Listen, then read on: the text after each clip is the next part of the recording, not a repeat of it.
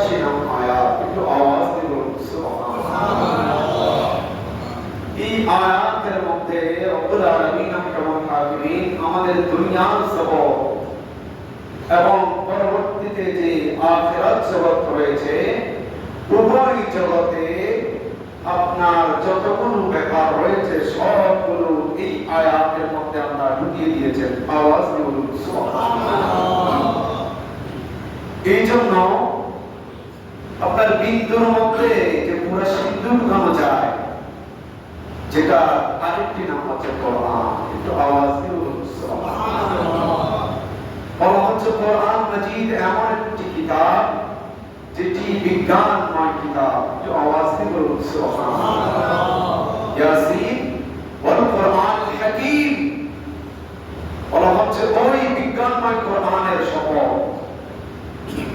সূরা ইয়াসিন মধ্যে আছে ইয়াসিন ওয়াল কোরআনুল হাকীম ইন্নাকা লামিনাল মুরসালিন।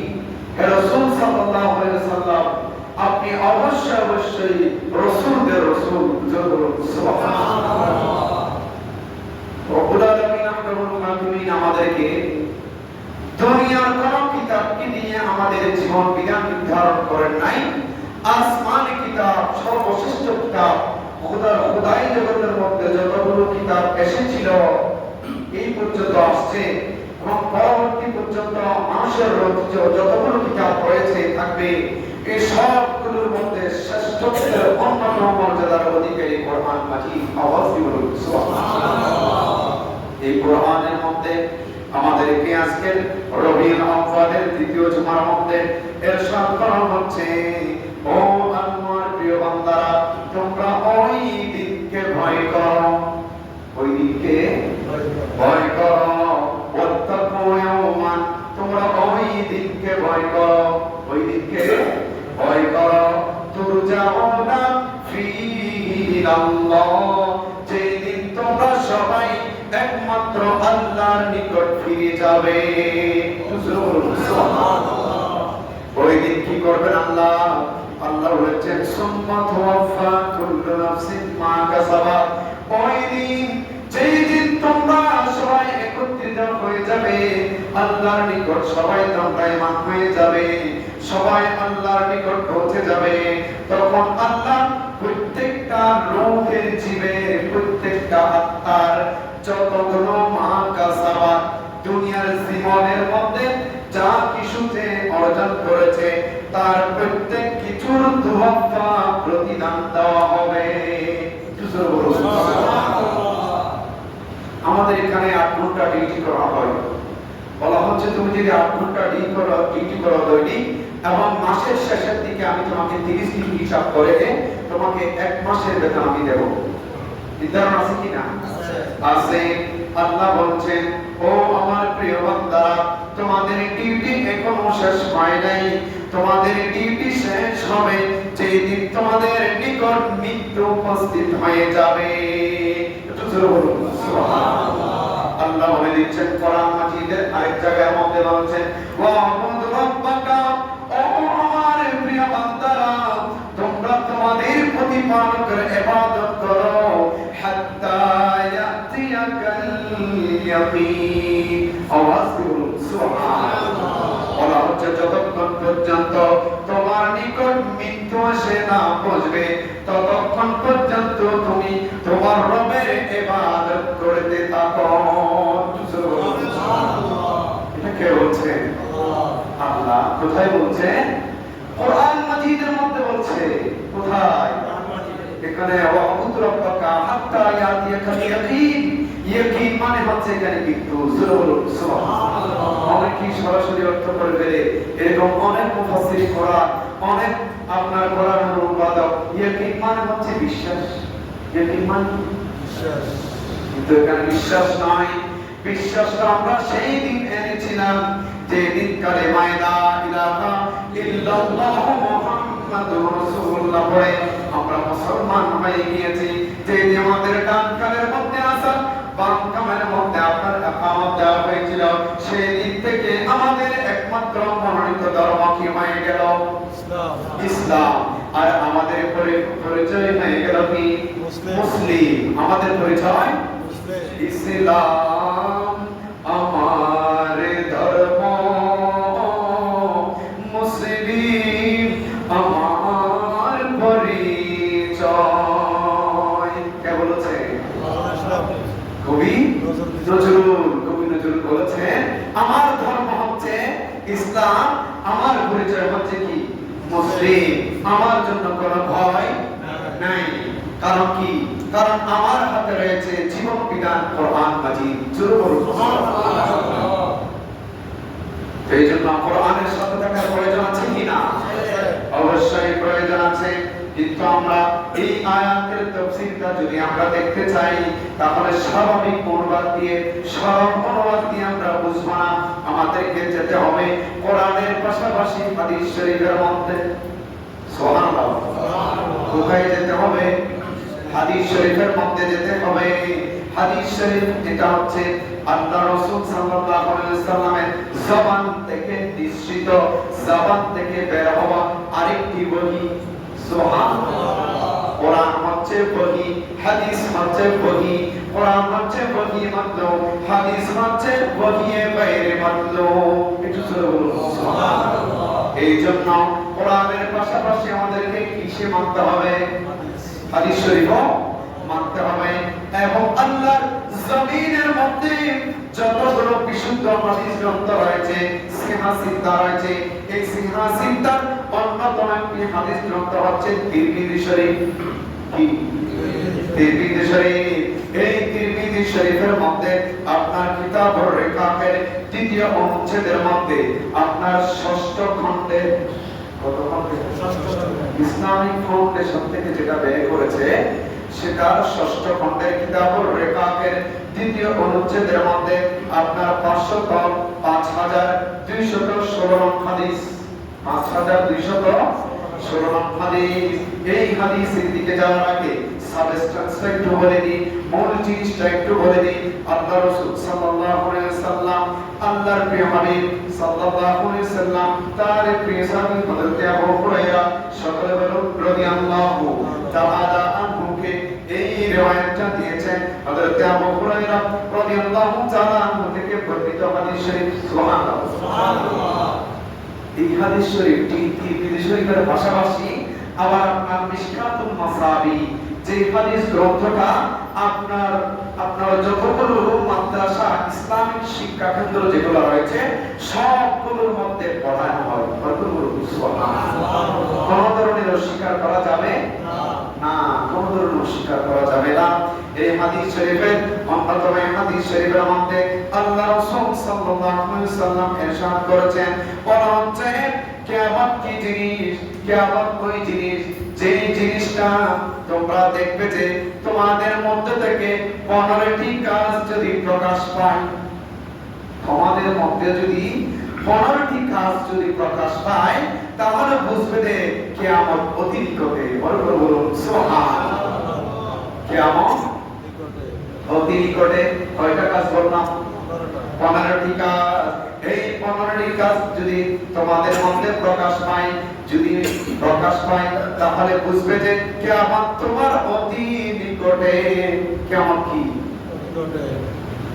মাটি যেদিন তামা হবে, সূর্য মাথার উপরে রবে, ধনী গরিব ছোট বড় সবাই এক সমান, কায়েম হলে শেষ বিচারে কিয়ামতের ময়দানে, বান্দা কায়েম হলে শেষ বিচারে কিয়ামতের ময়দানে। সালাতু ইয়া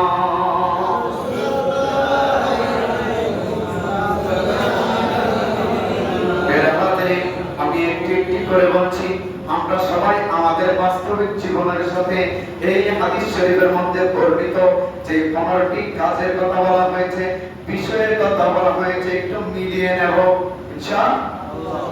মিলানোর প্রয়োজন আছে কিনা? আমি যদি ড্রাইভিং করি, তাহলে রাস্তার পজিশন কি, কোন দিকে গেলে আমার জন্য ইজি হবে, সেটা আমার আগে প্ল্যানে থাকতে হবে কিনা? যদি ড্রাইভার যদি আমাকে নিশ্চিত না করে, প্যাসেঞ্জার যে ওঠে সে ড্রাইভারকে জিজ্ঞেস করে কোন দিকে যাবে, কোন দিকে যাবে। কোন মজুর এদিক থেকে সোজা গিয়ে সদরঘাট রোড দিয়ে গিয়ে আপনার একটু সোজা গিয়ে তারপর হাতের বামে ফুলকলির পাশে মার্কেটের ওদিকে যাবো। না না না, ওদিকে না, আপনি একটু একটু কষ্ট করে আলকরম দিয়ে ঘুরে যান। কোন দিকে? কেন? কারণ ওদিকে আমার একটা কাজ রয়েছে, ওই কাজটা ওদিক থেকে সেরে একসাথে মার্কেটের উপরে চলে আসবে। সুবহানাল্লাহ। তো এই প্লেনটা আমরা কাকে দিলাম? ড্রাইভারকে। কাকে দিলাম? ড্রাইভারকে। আল্লাহ রাসূল সাল্লাল্লাহু আলাইহি ওয়াসাল্লাম আমাদের জন্য শিক্ষক হিসেবে প্রেরণ হয়েছে। সুবহানাল্লাহ। আল্লাহ রাসূল আমাদের জন্য কি হিসেবে প্রেরণ হয়েছে? পরামর্শের বুইস্তু মুআল্লিমান, ও আমার প্রিয় উম্মতরা, আমি তোমাদের জন্য শিক্ষক রূপে প্রেরিত হয়েছি। সুবহানাল্লাহ।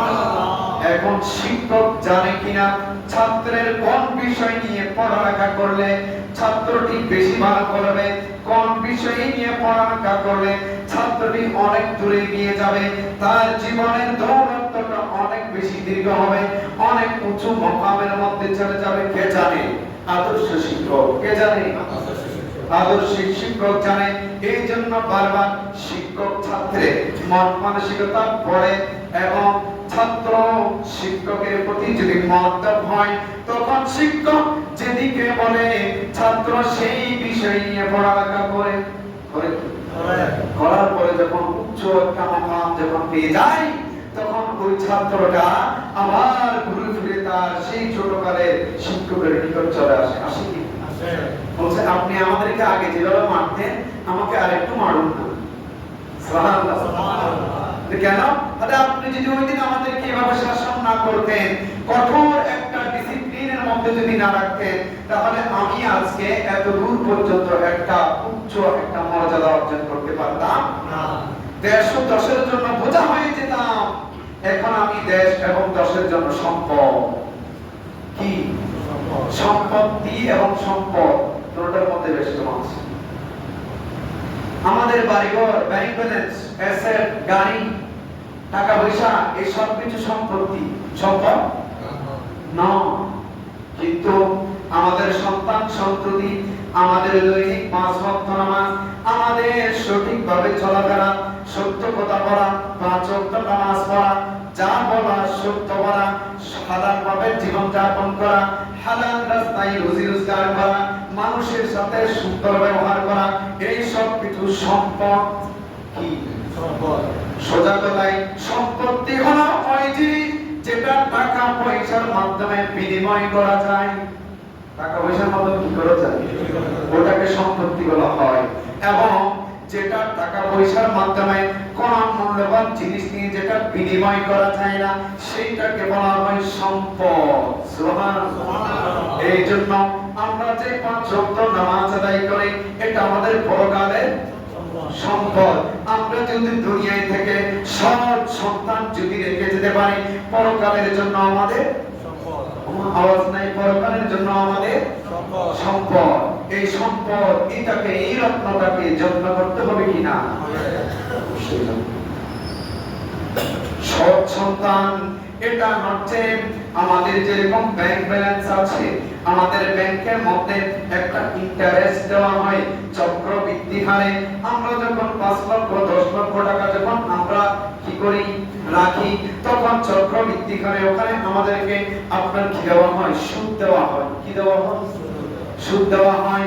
আস্তে আস্তে করে এটা বাড়তে থাকে। আর তুমি যদি আরো জমা করো, তাহলে ওই তোমার প্রাপ্ত লাভের অংশটা আরো বেড়ে যাবে, আরো বেড়ে যাবে। তো এটা হচ্ছে এমন একটা আপনার সমাজের জন্য, একটা ব্যক্তির জন্য কুপ্রথা, যেটার মাধ্যমে ধনী আরো ধনী হয়ে যাবে, গরিব আরো গরিব হয়ে যাবে। এজন্য আল্লাহ কোরআন মাজিদের মধ্যে অসংখ্য জায়গায় সুদকে হারাম করেছেন। বলুন সুবহানাল্লাহ। আহাল্লাল্লাহুল বাইআ ওয়া হারামার রিবা। বলা হচ্ছে তোমাদের জন্য হালাল পন্থায় সঠিক সুন্দর এবং বিশ্বাসের সাথে যে ব্যবসা বাণিজ্য তোমরা করে থাকো সেটা তোমাদের জন্য হালাল, এবং এর মধ্যে তোমরা অতিরিক্ত দাম যেটা নাও সেটা তোমাদের জন্য হারাম। এই অতিরিক্ত অংশটা হচ্ছে সুদের একটা পরিভাষা। সালাতুন ইয়া রাসূলুল্লাহ, এবার আসুন হাদিস শরীফের দিকে আসি। কয়টি কাজ বললাম? 15টি। আওয়াজ নাই, কয়টি কাজ? 15টি কাজ। তার মধ্যে একটি কাজ হলো ইদা ইত্তাখাদাল ফাইউ দুওয়ালান। ইদা ইত্তাখাদাল ফাইউ দুওয়ালান, হুজুর আরবি তো কিছু বুঝি নাই। বলা হচ্ছে যখন ইত্তাখাদাল ফাইউ দুওয়ালান, যখন গনিমতের মালকে, কিসেকে? গনিমতের মালকে নিজেদের ব্যক্তিগত সম্পদ মনে করবে। আওয়াজ নেই। এত বড় বাংলাদেশের ইতিহাসের মধ্যে এত বড় সপ্তাহে জনগণের একটা ক্ষতি হয়ে গেল। ক্ষতি হয়েছে। বলা হচ্ছে রাষ্ট্রীয় সম্পদকে যারা ব্যক্তিগত সম্পদ মনে করবে, রাষ্ট্রীয় সম্পদকে যারা ব্যক্তিগত সম্পদ মনে করবে, তখন মনে করে নেবে কিয়ামত তোমার অতি নিকটে। কিয়ামত অতি নিকটে। তারপরে দ্বিতীয় নম্বর হলো ওয়াল আমানাতুম মাগনামান, বলা হচ্ছে আমানত যেটা সেটাকে আপনার মাগনা মনে হবে।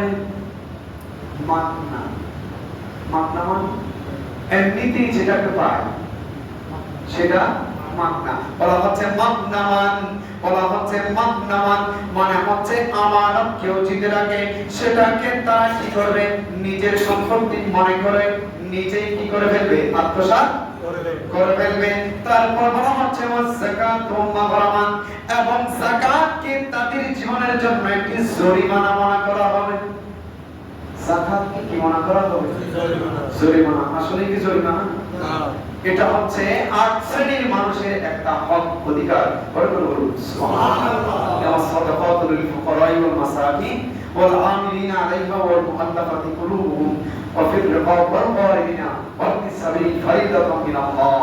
এটা আল্লাহর পক্ষ থেকে 8 শ্রেণীর ব্যক্তির জন্য, ধনীদের উপর যার উপর যাকাত খরচ হয়েছে ওই ব্যক্তির উপর একটা হক, অধিকার। এটা কার হক?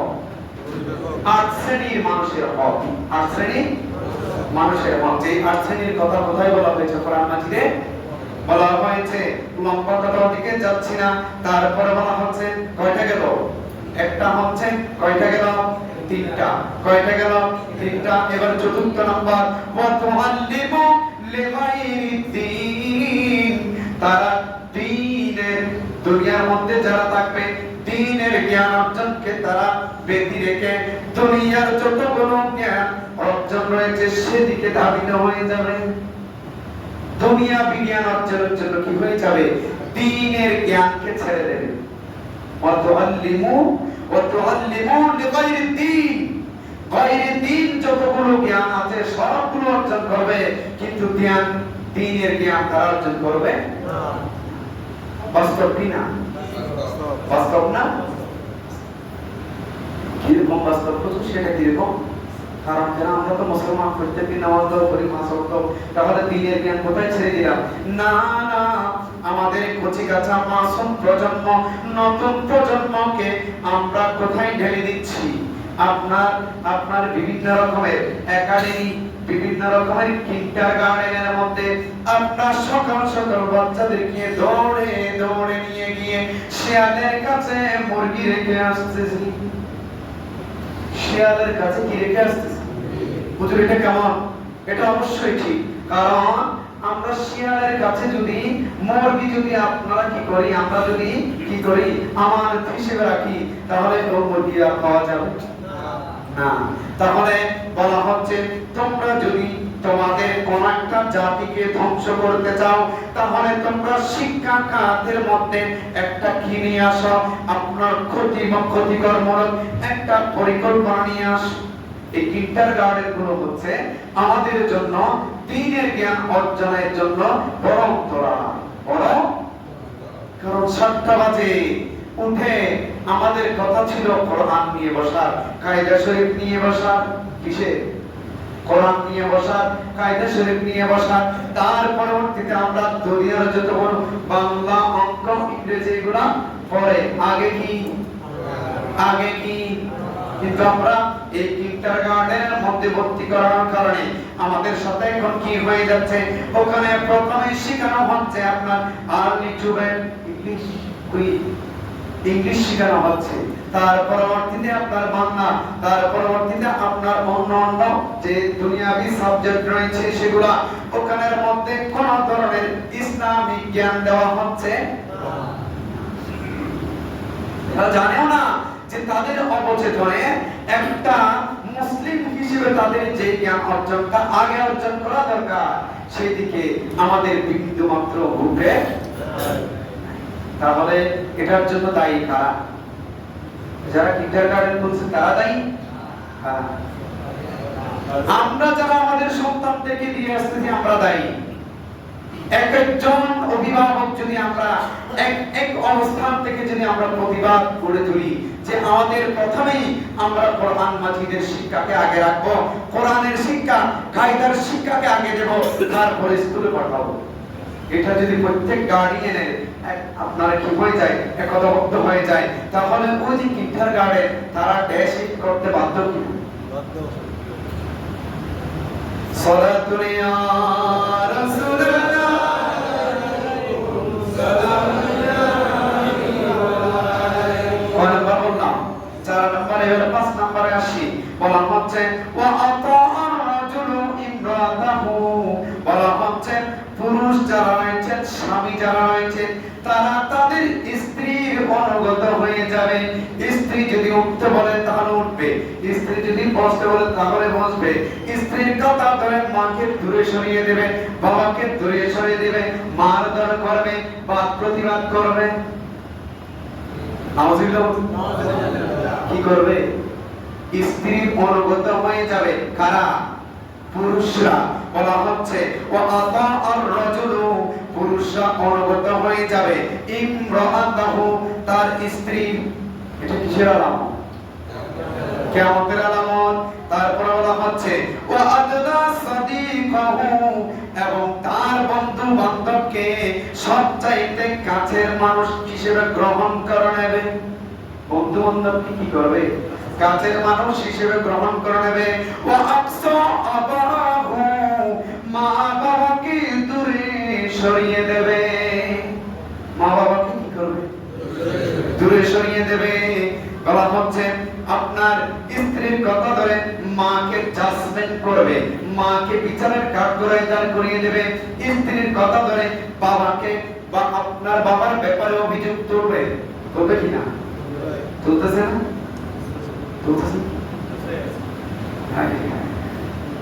বলা হচ্ছে এই সম্পত্তিগুলোর জন্য, স্ত্রী নামক এই আপনার এই সম্পদের জন্য নিজের জন্মদাতা মা বাবাকে দূরে সরিয়ে দেবে, দূরে সরিয়ে দেবে। কয় নাম্বার গেল? 7। কয় নাম্বার? 7 নাম্বার হলো তারপর হচ্ছে ওয়াদাহারাতিল আসওয়াতু ফিল মাসাজিদি, মসজিদগুলোর মধ্যে শোরগোল লেগে যাবে, প্রকাশ পাবে। মসজিদের মধ্যে শোরগোল বেড়ে যাবে। কানাঘুষা, এটা কিসের আলামত? কিয়ামতের আলামত। 8 নাম্বার গেল। এরপরে বলা হচ্ছে ওয়াসাদাল কাবিলাতা ফাসিকুহুম, তোমাদের মধ্যে ফাসিক ফাজির ব্যক্তি সে গোত্রের প্রধান হবে। ফাসিক ফাজির ব্যক্তি গোত্রের কি হবে? প্রধান হবে। ওয়াকানা যালিমুল কওমি আরসাদুহুম, তারপর বলা হচ্ছে সমাজের সবচেয়ে নিকৃষ্ট ব্যক্তি তাদের গোত্রের কওমের সরদার হবে। নাউযুবিল্লাহ।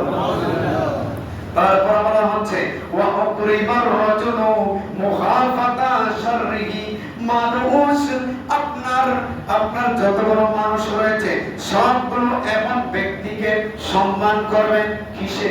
মুখাফাতান শাররিহি, মুখাফাতা তার ক্ষতি থেকে বাঁচার জন্য, তার ক্ষতি তার পক্ষ থেকে জোরপূর্বক ক্ষতি করা হবে এমন ভয়ভীতি থেকে বাঁচার জন্য মানুষ মানুষকে সম্মান করবে। মানুষ মানুষকে কিসের জন্য সম্মান করবে? আপনার ভয়ে। কিসের ভয়?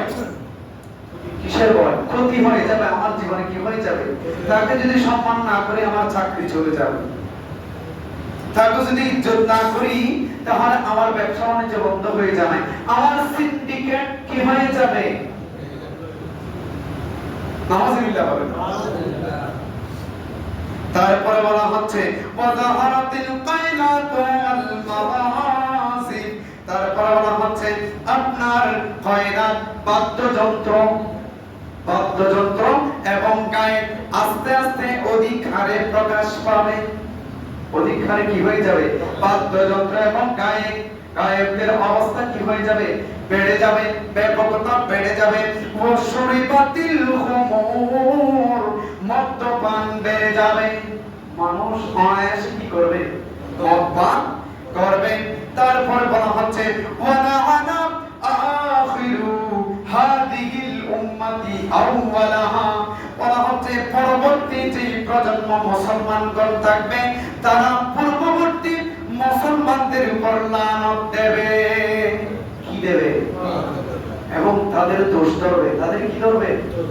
দোষ ধরবে।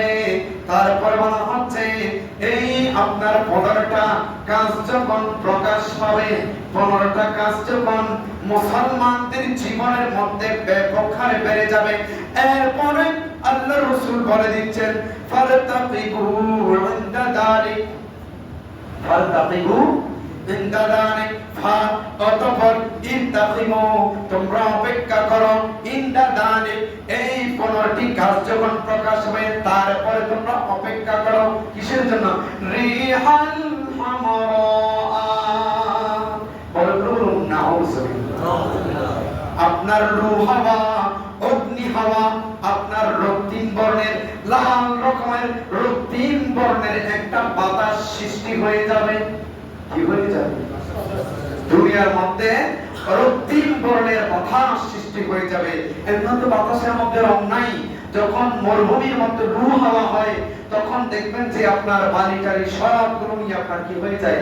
সব দিকে উড়িয়ে নিয়ে যায়। আগেরকার সময় বলা হচ্ছে এই লু হাওয়া যখন আসতো চামড়ার মধ্যে বড় বড় ফোসকা পড়ে যেত বাতাসগুলো।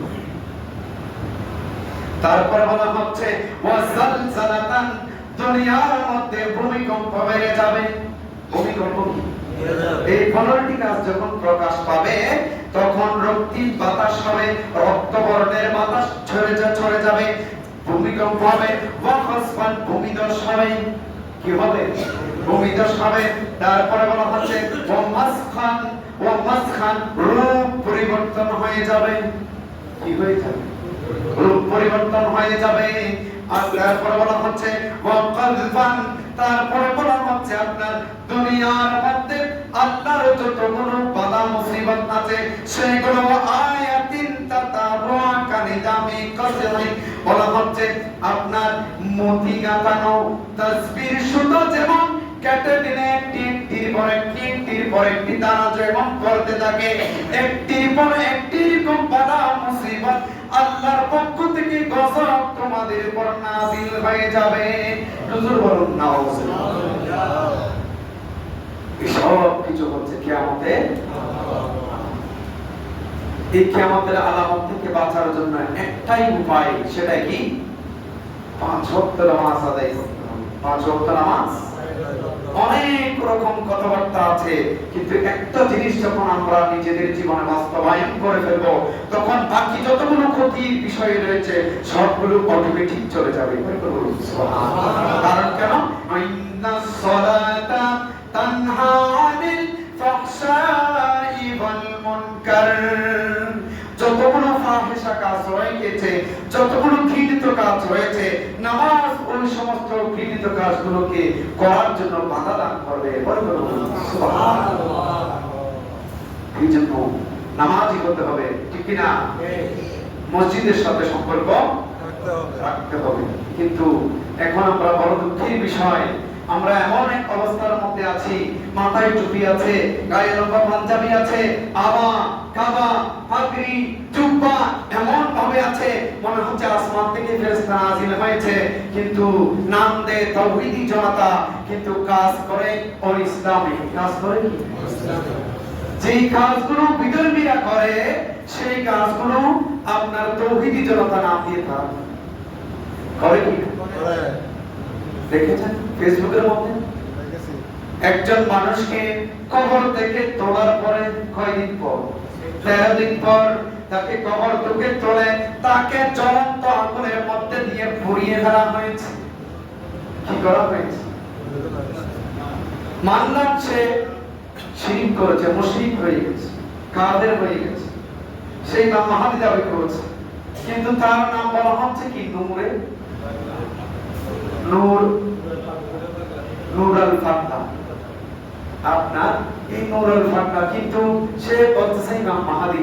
ইমাম মাহাদির নাম তো নূরুল ফাতহ হবে, ইমাম মাহাদি নাম হবে নবী সাল্লাল্লাহু আলাইহি সাল্লামের নাম। সুবহানাল্লাহ। এই হাদিস পাকের মধ্যে আছে, বলা হচ্ছে আমার বংশ থেকে হাসানি হুসাইনি বংশ থেকে একটা আপনার কি আসবে, আওলাদ আসবে, যে আওলাদের নাম হচ্ছে মুহাম্মদ। সুবহানাল্লাহ। এবং তার পিতার নাম হচ্ছে আমার পিতার নামে, অর্থাৎ আল্লাহ রাসূলের পিতার নাম কি? হযরত আব্দুল্লাহ রাদিয়াল্লাহু তাআলা আনহু। ইমাম মাহদির আব্বাদের নাম কি হবে? আব্দুল্লাহ।